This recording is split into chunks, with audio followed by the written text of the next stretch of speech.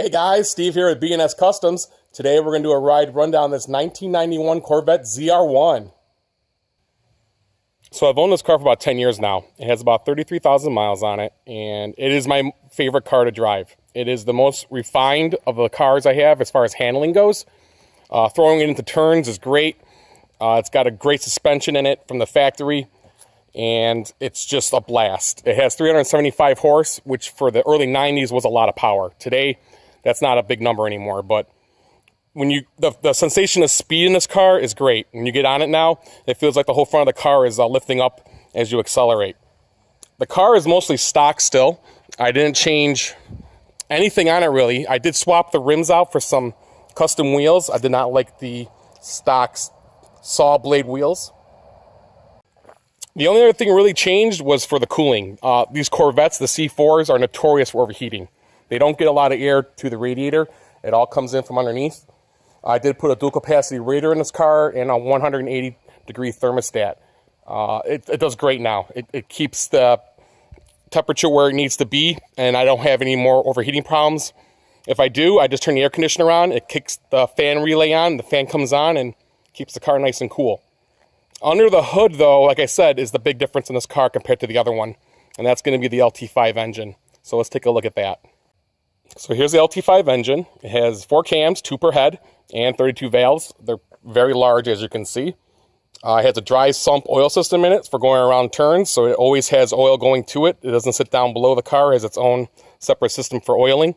If you look at an L98 engine, as you can see here, it looks puny in comparison. The LT5 just looks like this engine on steroids, pretty much.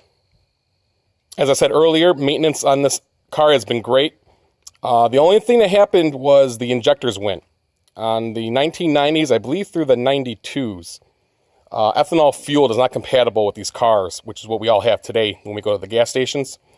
So what happens is the inside of the injectors corrode, and they start either putting too much fuel or too little fuel to the engine. Basically, the car was bogging down. It wasn't really had any power. So right before we started the website here, we went ahead, removed the entire intake here, and all 16 injectors, that's right, 2 per cylinder, were removed and replaced with Excel injectors that had a similar flow.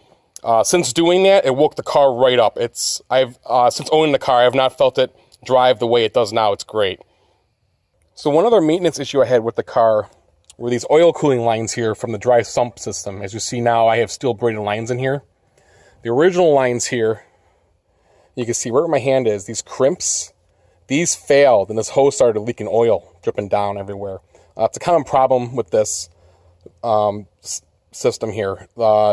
It is possible to have these refurbished and have these recrimped. Some people do that to keep the car all original. I went with the steel braided option. I just wanted a brand new part in there. I didn't want any leaks or anything. I also like the way it looks there as well. Another issue we had was the secondary vacuum pump. That's this component right here. This little motor here draws a vacuum, and what happens is there's an extra set of butterflies on each of the cylinder heads here to open up the secondaries. This vacuum actuates a mechanical arm that opens up the secondaries when you want to add the extra 100 horsepower from that key inside the cockpit of the car. This failed also, so the car wasn't even getting the full power that it should have had. There is a way to eliminate this component and always have the secondaries turned on, but at that point you're doing some major modifications to the engine, and usually it also involves porting and having a complete retune of the computer over there, which you see right there, to be able to manage that at all times. So let's go ahead and take a look at the interior in this car. In 1990, they redesigned the interior for the C4s.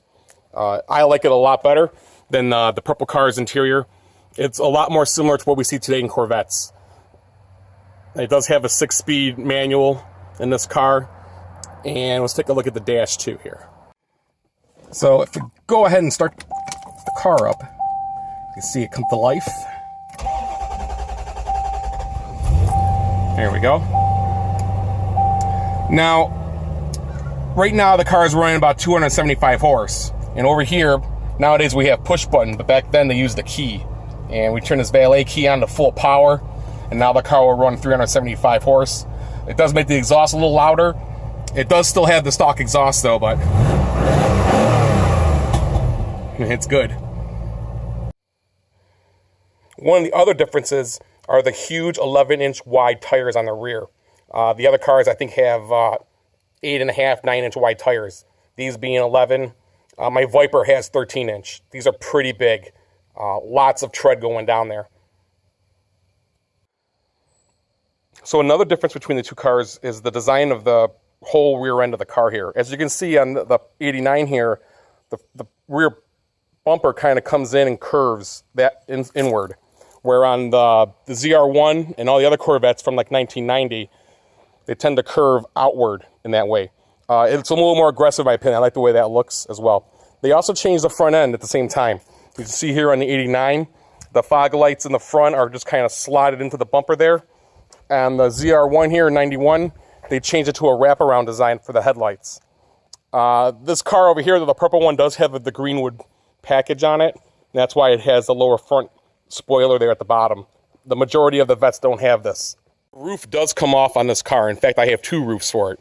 I have the glass one on it now, but there's also a matching black roof that I have wrapped in a blanket in the house that we never use.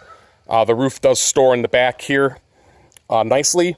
I just haven't had it off this year. The car sat for pretty much half the summer while we waited for do the injector swap on this car.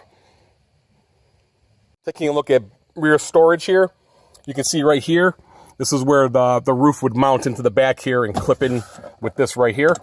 There's also storage bins on each side behind the driver and the passenger to store some small cargo as well. So one thing that's great about the C4s right now is the price. They're way down in price. You could probably get one similar to the convertible over here between $5 and $10 grand depending on the condition of it. If you want to go autocrossing, they're great. I wouldn't recommend a convertible to do all that. You're going to want the coupe for the better stability. But as far as an option to go racing, they're great. I would recommend doing an engine swap on the L98 engines. But if you want raw power, souping up the LT5, on some of the websites I've seen, they go between 600, 700 horsepower. It's just ridiculous. It's a lot of power still wrapped up in this engine to be released.